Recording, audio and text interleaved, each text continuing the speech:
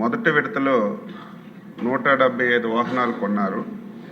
ఒక్కొక్క వాహనానికి 33,24,552 రూపాయల చొప్పున ఒక్కొక్క వాహనం కొన్నారు అధ్యక్ష. అందులో ఉన్నటువంటి పరికరాలన్నిటితో కలిపి, అంటే హైడ్రాలిక్ కానీ అక్కడ ఉన్నటువంటి ఎక్విప్మెంట్ అందరితో కలిపి కలిసారు అధ్యక్ష. దీనికి 58.18 కోట్లు ఖర్చు పెట్టడం జరిగింది. ఇది మే 19, 2022 నుంచి మొదటి దశ అమల్లోకి వచ్చింది అధ్యక్ష. మొదటి విడత 175 వాహనాలకి వాహనం ఒక్కొక్కింటికి నిర్వహణ కోసం 1,67,787 రూపాయల చొప్పున చెల్లించడం జరిగింది. నెలకి మొత్తం 175 వాహనాలకి 2.93 కోట్లు ఖర్చు పెట్టడం జరిగిందని సభకు తెలియజేస్తున్నాను. ఇక రెండవ విడతలో 165 వాహనాలు, ఒక్కొక్క వాహనం 31,39,020 రూపాయలకి కొనుగోలు చేయడం అయింది.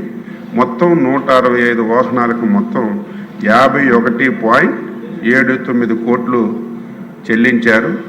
టాటా మోటార్స్ రాష్ట్ర ప్రభుత్వం ఏవైతే ఈ వెహికల్స్ కొన్నారో ఇంకా 28 కోట్లు టాటా మోటార్స్ కూడా బకాయిలు పెట్టారు. వాళ్ళు కూడా వచ్చి అడుగుతున్నారు అధ్యక్ష. ఇది రెండో ఫేజు ఫిబ్రవరి 18, 2023 నుంచి ప్రారంభించబడింది. దీనికి నిర్వహించడానికి ఒక్కొక్క వాహనానికి 1,51,078 రూపాయల చొప్పున 165 వాహనాలకి 2.49 కోట్లు నిర్వహణ నిమిత్తం జీవీకే, ఈఎంఆర్ఐ ఏవైతే ఈ రెండు సంస్థలు కలిసి ఉన్నాయో వారికి చెల్లిస్తున్నారు అధ్యక్ష. మొత్తం 2 విడతలు కలిపి వాహనాల కొరకు టాటా వారికి 109.97 కోట్లు చెల్లించాల్సి ఉండగా 81.97 కోట్లు చెల్లించారు. ఇంకా టాటా వారికి 28 కోట్లు బకాయిలు ఉన్నాయి అధ్యక్ష. నిర్వహణ నిమిత్తం నెలకి 340 వాహనాలకు గాను 5,42,00,000 చొప్పున జీవీకే, ఈఎంఆర్ఐ వారికి చెల్లిస్తున్నారు. ఫస్ట్ ఫేజ్ 175 వాహనాలు ఫిబ్రవరి 16, 2025 నుంచి ఆపేసాం అధ్యక్ష మనం వచ్చిన తర్వాత. ఎందుకంటే వాళ్ళు టెండర్ ప్రక్రియ పూర్తయిపోతుంది. ఏవైతే ఈ 175 వాహనాలు ఆపేసి మళ్ళీ ఒకసారి అన్నీ సర్వీసింగ్ చేసి అన్నీ మళ్ళీ రెడీ చేసి టెండర్ పిలిచి తొందరలోనే ఆ 175 వాహనాలు మళ్ళీ కొత్త టెండర్లు పిలిచి ఇస్తాం అధ్యక్ష. అవి అయిన తర్వాత సెకండ్ ఫేజ్లో కూడా ఆపి అవి కూడా సర్వీస్ చేసి మళ్ళీ టెండర్లు పిలవడానికి మేము ప్లాన్ చేస్తున్నాం అధ్యక్ష. ఏదైతే ఈ సెకండ్ ఫేజ్ 165 వాహనాలు తదుపరి మనం ఈ నిర్ణయం తీసుకున్న తర్వాత మరి చర్యలు తీసుకుంటాం.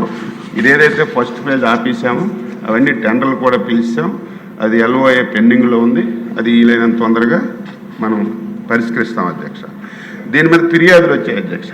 చాలామంది శాసనసభ్యులు ఫిర్యాదులు వస్తే దీనిపైన ఎంక్వైరీ కూడా చేసాం అధ్యక్ష.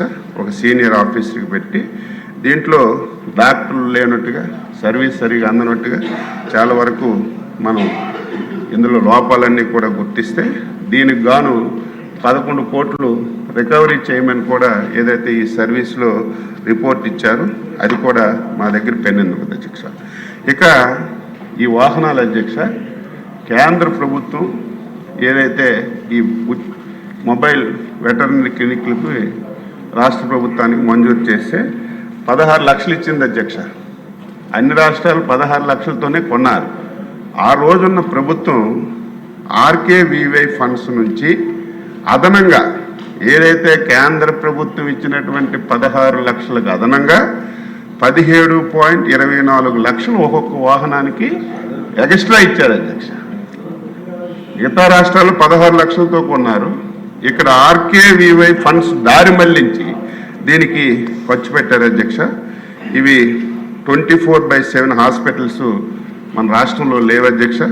ఎన్టీఆర్ అండ్ శ్రీ వెంకటేశ్వర యూనివర్సిటీ రెండు మాత్రం ఉదయం 8 నుంచి రాత్రి 8 వరకు నడుస్తాయి.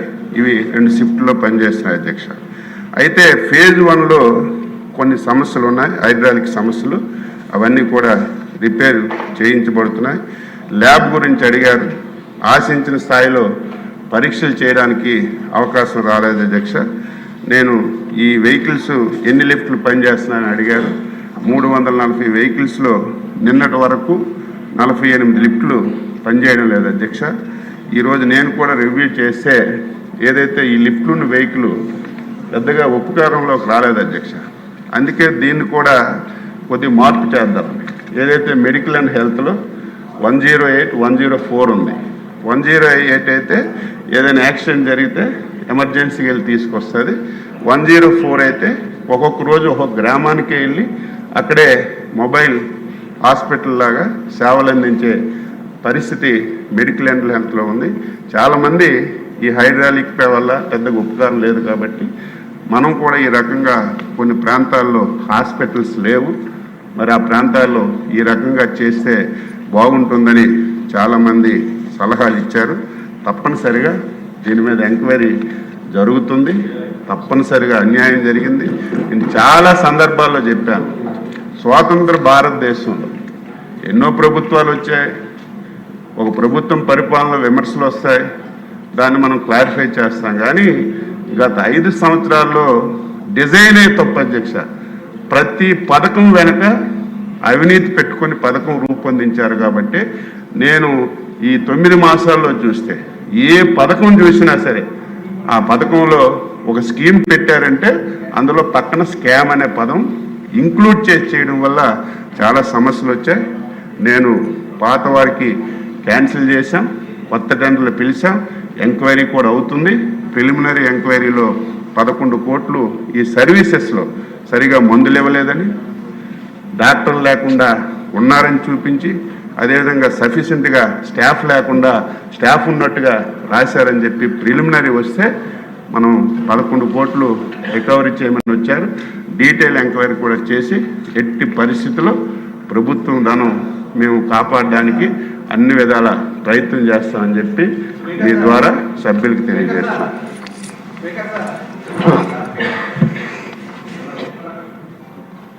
1 minute సార్.